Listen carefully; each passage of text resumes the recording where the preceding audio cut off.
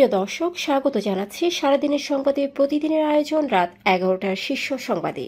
সারা বিশ্বের গুরুত্বপূর্ণ সব সংবাদের শিরোনাম জেনে নিন শুরুতেই।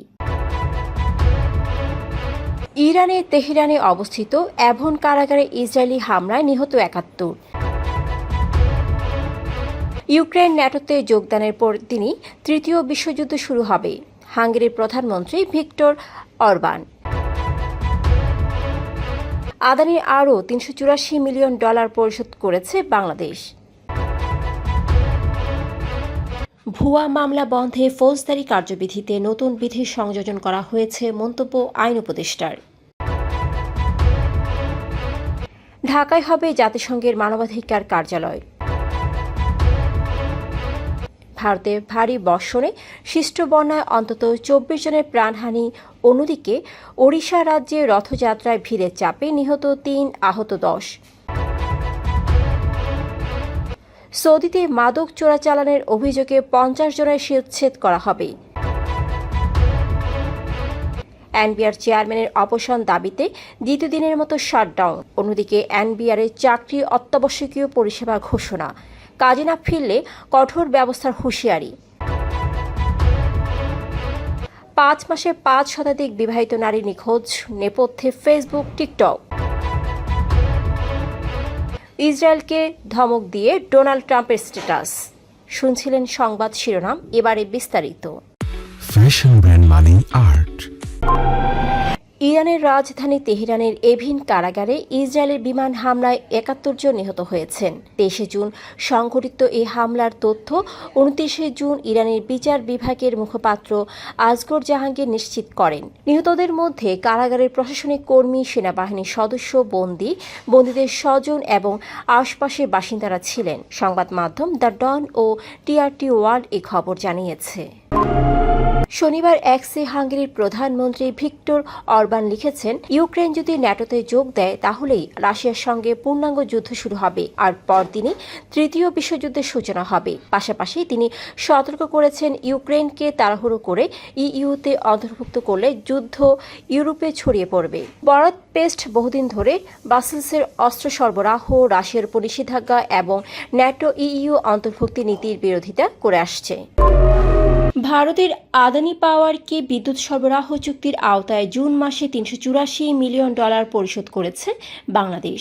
এতে $437 মিলিয়ন প্রতিশ্রুতির মধ্যে প্রায় সব বকেয়া পরিশোধ হয়েছে এবং 2025 সালের 31 মার্চ পর্যন্ত স্বীকৃত পাওনা পূরণ হয়েছে বলে জানিয়েছে দ্য হিন্দু। চলতি মাস শেষে বাকি অর্থ পরিশোধ হলে আদানির দাবিকৃত মোট পাওনা প্রায় $500 মিলিয়ন নেমে আসবে। ভুয়া ও মিথ্যা তথ্য দিয়ে মামলায় আসামি করার ঘটনা ঠেকাতে সিআরপিসিতে নতুন বিধান যুক্ত করা হচ্ছে বলে জানিয়েছেন আইন উপদেষ্টা আসিফ নজরুল। রবিবার ফরেন সার্ভিস একাডেমিতে এক ব্রিফিংয়ে তিনি বলেন, উপদেষ্টা পরিষদ নতুন আইনের অনুমোদন দিয়েছে, যাতে প্রাথমিক তদন্তে আসামির সম্পৃক্ততা না থাকলে তার নাম বাদ দেওয়া যাবে। 1-2 দিনের মধ্যে গেজেট প্রকাশ হবে। এখন থেকে পুলিশ কমিশনার বা এসপি পদমর্যাদার কর্মকর্তা যৌক্তিক মনে করলে তদন্ত কর্মকর্তার প্রাথমিক রিপোর্ট ম্যাজিস্ট্রেটের কাছে জমা দিতে পারবেন। ম্যাজিস্ট্রেট মামলা ভুয়া মনে করলে অভিযুক্তকে সঙ্গে সঙ্গে অব্যাহতি দিতে পারবেন। ঢাকায় প্রাথমিকভাবে 3 বছরের জন্য জাতিসংঘের মানবাধিকার বিষয়ক কার্যালয় চালু হতে যাচ্ছে। রোববার ফরেন সার্ভিস একাডেমিতে উপদেষ্টা পরিষদের বৈঠকে এ সংক্রান্ত সমঝোতা স্মারক অনুমোদন দেওয়া হয়েছে বলে জানান আইন উপদেষ্টা আসিফ নজরুল। তিনি বলেন, জাতিসংঘের মানবাধিকার হাই কমিশনার ভলকার টুর্কের সফরের পর দীর্ঘ আলোচনার অগ্রগতিতে এই সিদ্ধান্ত হয়েছে। বিষয়টি নীতিগতভাবে অনুমোদিত হয়েছে এবং পরীক্ষা নিরীক্ষার পর তুর্কের কাছে পাঠানো হবে। তিনি আশা প্রকাশ করেন, দ্রুততম সময়েই এমওইউ স্বাক্ষর হবে। ভারতের হিমাচল প্রদেশে টানা ভারী বর্ষণে আকস্মিক বন্যায় এখন পর্যন্ত অন্তত 24 জনের মৃত্যু হয়েছে। শনিবার পর্যন্ত 7 জনের মরদেহ উদ্ধার হয়েছে অন্যান্য রাজ্য থেকে। রাজ্যের মন্ত্রী জগৎ সিং নেগি জানান, প্রবল বর্ষণে কুল্লু ও ধর্মশালায় সবচেয়ে বেশি ক্ষতি হয়েছে। সড়ক যোগাযোগ বিচ্ছিন্ন, বিদ্যুৎ ও পানি সরবরাহ বন্ধ। অন্যদিকে ওড়িশার পুরীতে জগন্নাথ রথযাত্রায় ভিড়ের চাপে 3 ভক্ত নিহত এবং অন্তত 10 জন আহত হন। রোববার ভোরে গুন্ডিচা মন্দিরের কাছে রথ টানার সময় হুড়োহুড়িতে এই দুর্ঘটনা ঘটে। সৌদি আরবে যে কোনো সময় অন্তত 50 জনের শিরচ্ছেদ করা হবে। তারা ইথিওপিয়া ও সোমালিয়ার নাগরিক এবং মাদক চোরাচালানের অভিযোগে দণ্ডিত। বন্দির আত্মীয়দের বরাতে জানা গেছে শিরচ্ছেদের প্রক্রিয়া ইতিমধ্যে শুরু হয়েছে। এসব আফ্রিকান নাগরিক ইয়েমেন সীমান্তবর্তী নাজিরান কারাগারে বন্দী আছেন। মিডল ইস্ট আই জানায় ঈদুল আজহার পর মৃত্যুদণ্ড কার্যকর শুরু হবে বলে তাদের জানানো হয়েছে। তালিকা অনুযায়ী 43 জন ইথিওপীয় ও 13 জন সোমালি নাগরিক দণ্ডপ্রাপ্ত, যাদের মধ্যে 6 জনকে গত 6 মাসে দণ্ড দেওয়া হয়েছে। অনেকে অভিযোগ অস্বীকার করেছেন। রবিবার দ্বিতীয় দিনের মতো এনবিআরের শাটডাউন কর্মসূচি পালিত হয়েছে। এর আগে শনিবার সারা দেশের শুল্ক কর কার্যালয়গুলোতে পূর্ণাঙ্গ কর্মসূচি পালিত হয়। রোববারও তা অব্যাহত ছিল।